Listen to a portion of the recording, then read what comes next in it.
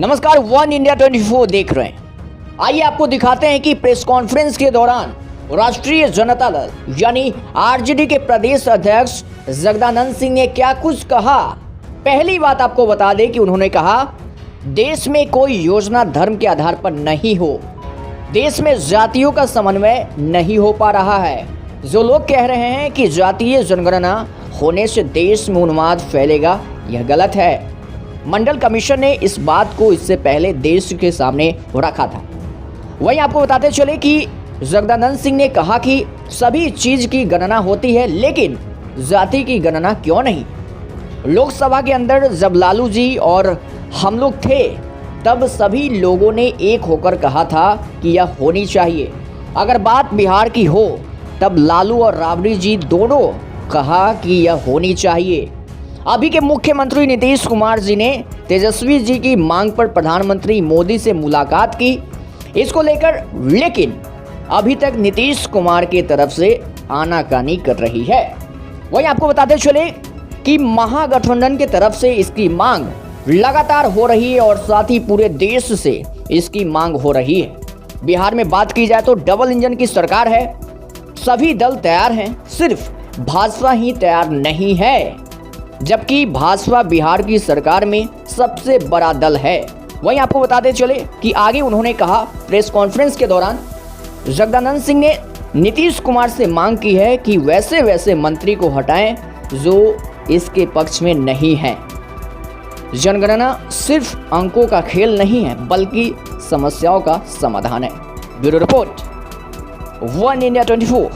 जातीय जनगणना का आधार इस बिहार में कायम करते ही गणना, और जनगणना केवल अंकों का खेल नहीं है, समस्याओं की तलाश है।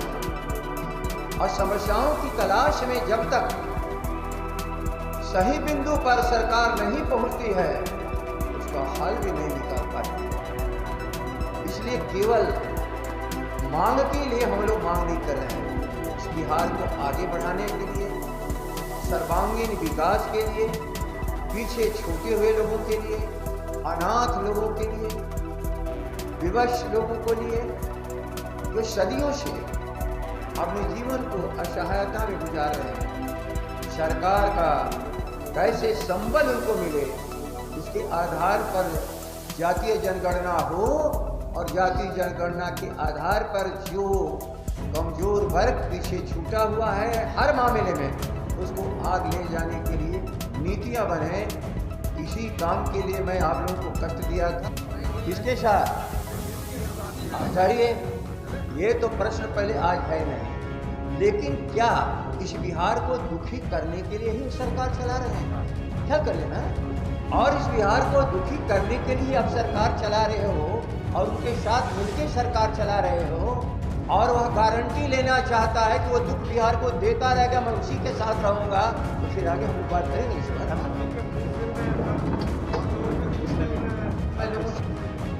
इस बिंदु पर 3 बिंदु मैं आपके सामने कह दिया। एक और बिंदु हुई जनगणना, जातीय जनगणना, विशेष राज्य का दर्जा। और देखिए, पूरा आज भारत और पूरा राज्य आज एक रूप में परेशान है। सार्वजनिक मुद्दे पर, जनता के मुद्दे पर हम अपने को विपक्ष और सरकार को अपना दुश्मन नहीं मानते। वहाँ पर हम जनता के प्रतिनिधि हैं, हम लोग जनता के लिए तैयार हैं। आपके सवाल, ये सब सारी चीज़ों में मैं आपसे कहा हूँ, एक और बात मैं बता दे रहा हूँ कि विशेष राज्य की दर्जा हम लोग की मांग रही है, और विशेष राज्य की दर्जे पर भी हम लोग आपको साथ में हैं। अब भारतीय जनता पार्टी सार्वजनिक रूप से कह रही है कि विशेष राज्य का दर्जा की आवश्यकता है नहीं। खैर, वो उनका अंदरूनी बहस है, हम लोग उसमें नहीं जाना चाहते हैं। लेकिन इस विशेष राज्य के दर्जे पर, जिसमें प्रतिनिधिमंडल श्रीमती राबड़ी देवी जी का नेतृत्व में बिहार की सरकार गई थी मिलने, और उन्होंने सार्वजनिक रूप से प्रधानमंत्री से भी मांग की थी। इन 2 बिंदुओं पर भारतीय जनता पार्टी के दबाव में आकर के आप कोई भी क्षमा बिहार की जनता से मांगना चाहिएगा तो नहीं मिलेगा। अब पता नहीं आपके डीएनए टेस्ट वाले मामले में क्या आया, हम नहीं जानते हैं, जिसके चलते आपका विश्वास हम लोग में नहीं है।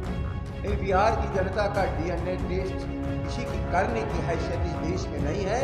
और बिहार की जनता का डीएनए टेस्ट आज़ादी की लड़ाई से लेके आज़ादी के बाद दूसरी लड़ाई हो या अन्य लड़ाइयों में टेस्ट हो चुका है कि बिहार जब एक बार हुंकार भरता है तो भारत की हुकूमत को बदल देता है। इसलिए आप बिहार की जनता पर भरोसा करिए। कौन डीएनए टेस्ट करता है, कौन यहाँ के राज्य को आगे बढ़ने में बाधा पहुँचाता है, कौन जनगणना में बाधा पहुँचाता है, यदि आप उनके साथ रह करके इन सारी चीज़ों को नकारिएगा तो इसको धोखाधड़ी के सिवा बिहार की जनता इसको कुछ भी नहीं मानती। ये दो विषय हमारे थे, इन दो